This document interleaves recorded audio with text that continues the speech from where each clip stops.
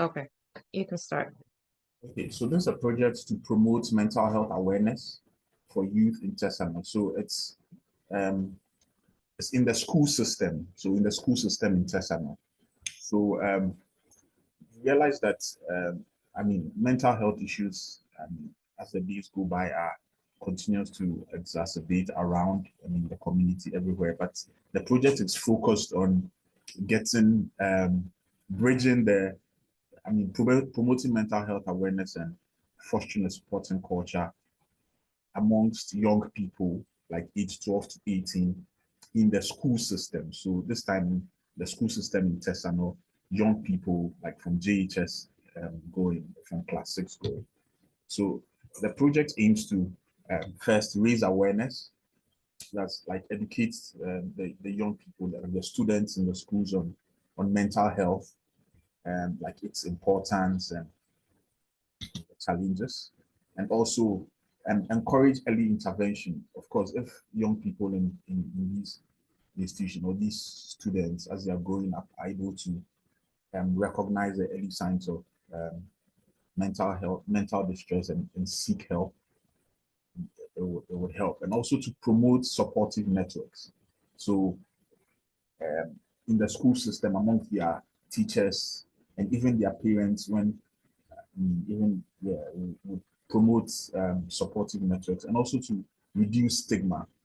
So from a formative age, if um, young people are taught about mental health and taught about discriminating um, ways of thinking and discriminating ways of behaving, will go a long way. So the target population is Tesano, um, and it's for students aged 12 to 18. So in schools around Tesano. So there are various schools like, for example, God's Grace International, Mispa School, um, Police Depot School, amongst other schools that are available there.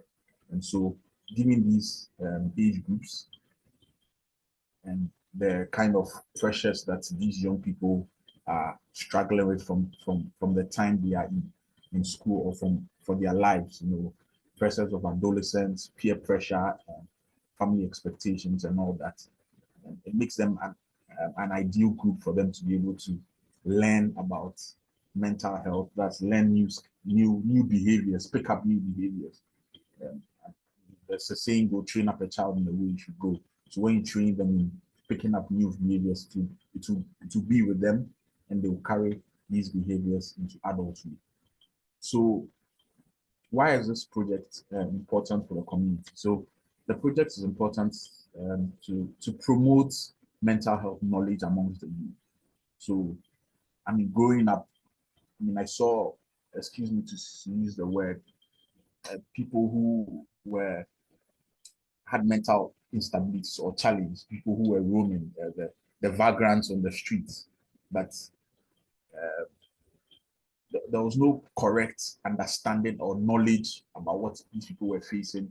And when the term mad people is thrown out, it's like people who are just on the street, people who struggle with mental health conditions are people who are just on the streets. But from a formative age, if these people are taught about the fact that people who have mental health struggles are not only people on the streets, but ordinary people um, also struggle with that.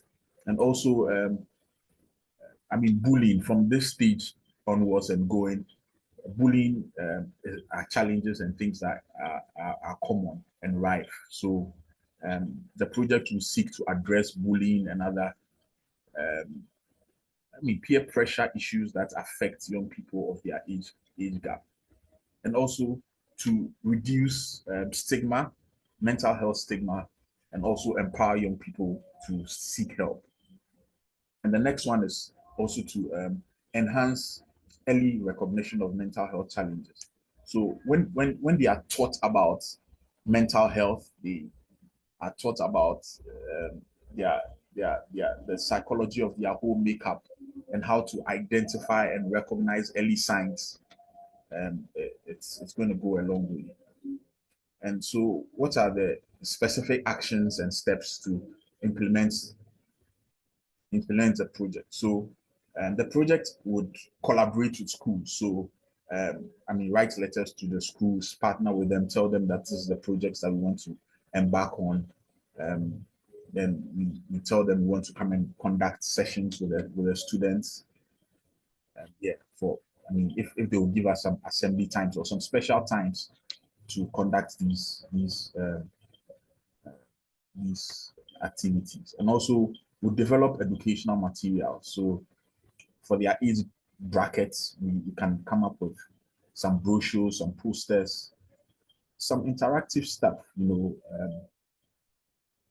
A lot of them are also using phones now. You can come up with some nice artworks and all that to share with them.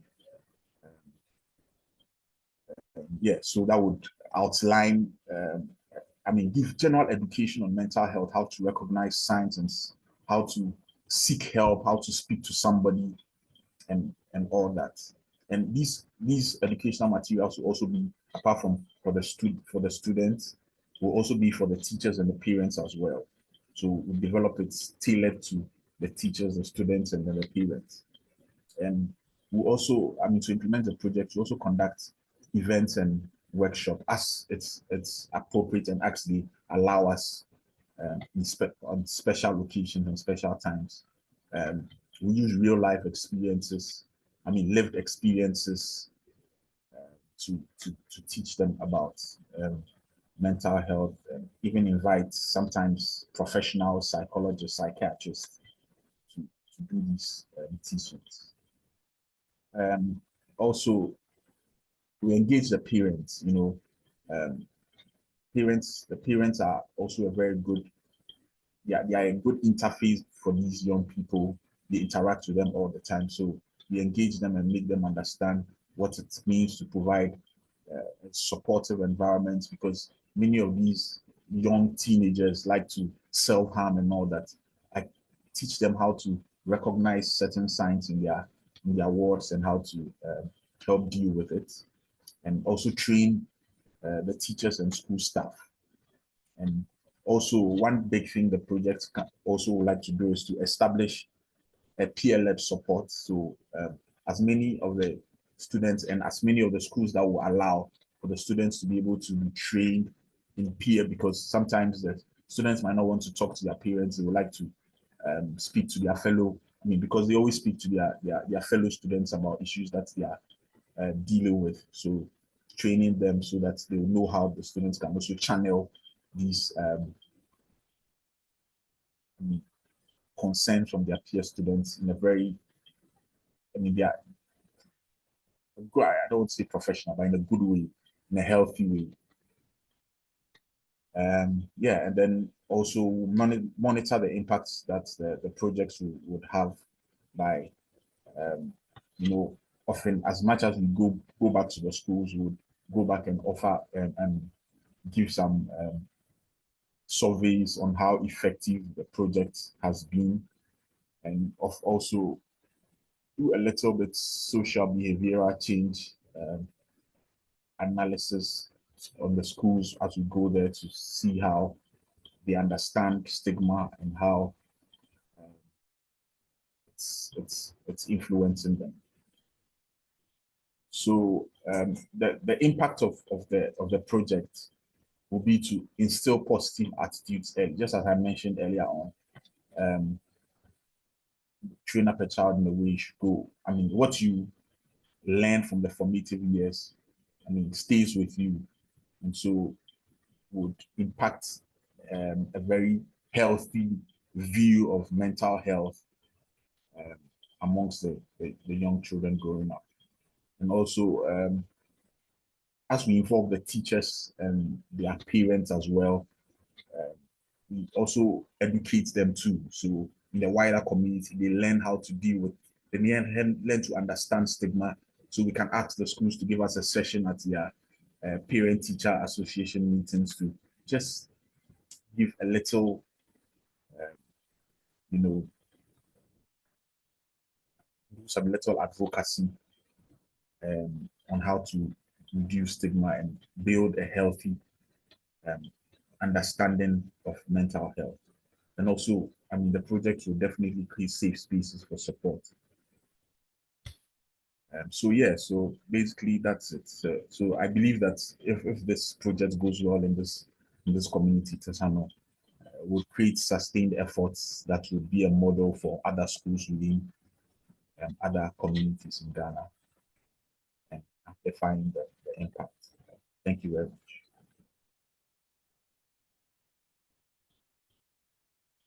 Thank you, Jesse. That was very informative and very practical. So I just have a few questions for you. All right. What challenges do you foresee associated with this project? So one of the main challenges is the schools not understanding very well, not wanting to allow um, allow the sessions to take place. So by that I mean not giving approvals for the sessions to take place. So I mean by that maybe rejections from the schools for the project to take place. Also, um, having the brochures and the materials that will be developed, finding uh, and finding an appropriate way to have them to have them keep them. I mean, how do I mean by to have them to tailor it properly to the young students from that age, and then have them keep circulating around the school. And also, yes, the challenge maybe obviously, I mean, financial challenges of getting other seasoned um, resource personnel to speak to the students. Yeah, I mean, those are the things that come up on top of my head about challenges. Yeah. How are you expecting to address these challenges? So for um, the first one of facing rejections, I think once we get one breakthrough of a school accepting us, I think we'll have evidence to show that this is what we've done elsewhere, and this is the impact that it has had uh, on the school and the students as a whole. Obviously, as we'll be doing monitoring and evaluation, we would present our findings and use that as a selling point to pitch further. I mean, in the face of rejections, and also I think we would for the second one of finding appropriate materials. I think we would, there are various well, I mean for there are various organizations. I know there's basic needs. There's also the mental health association, the mental health authority. I think we can get in touch with them to sit with them to design these appropriate artworks and other materials, educational materials that will fit the quite the level for them to understand and for them to be able to imbibe them. And the financial challenges of um, I, I I hope this pitch goes well and we are able to get our first um, seed money to be able to undertake. And even beyond that, 2 weeks ago, I was at St. Mary's School because I'm a person with lived experience. So I was invited with two of my friends um, to share our experiences with the students. So it really motivated me that it can be done. I mean, despite the challenges, even the financial ones, because with approval and with getting there, it's and with the materials, it can be done. It can bootstrap. So beyond that, I think these challenges can be surmounted. Thank you. So have you like sat down to see how the budget would look like for this project? Or is there an estimate? Not into detail. I've not really sat down to put a detailed budget, but then I mean one thing that would be take a chunk of the budget is the educational materials like the brochures and the artworks that we develop, and also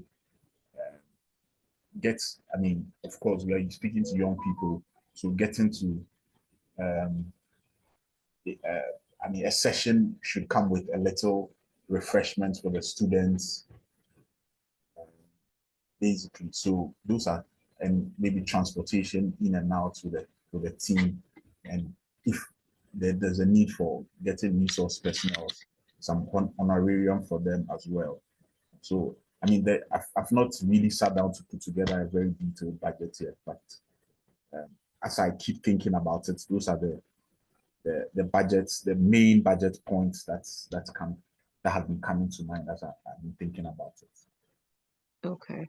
And with the manpower, do you already have people, or you're now going to recruit people? Yeah, yes, there's already people. So I have a couple of other friends who also have lived experience I mean, the ones we went to St. Mary's with last week.